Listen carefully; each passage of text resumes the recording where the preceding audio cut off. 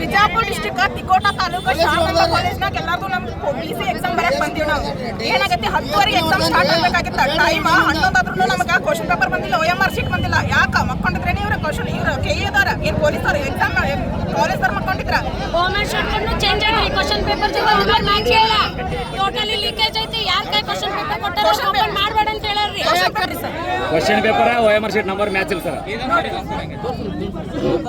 ಎಷ್ಟು ಜನ ಅದಿರಿ ತಗೋರಿ ಸರ್, ಎಲ್ಲರೂ ಐತಿ ನೋಡ್ರಿ. ಹಿಂಗೆ ಎಷ್ಟೋ ದೂರದಿಂದ ಬಂದಿರ್ತೀವಿ ನಾವು. ನಾಷ್ಟ ಮಾಡಿ ಒಂದು ಕಬರಿ ಎಲ್ಲ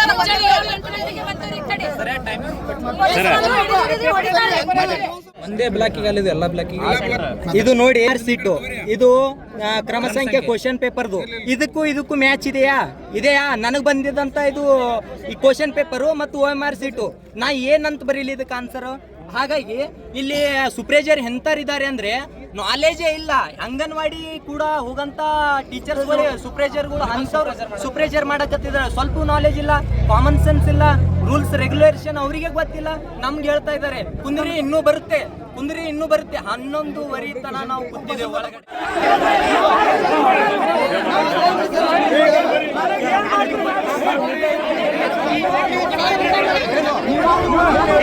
ಏನಾದ್ರು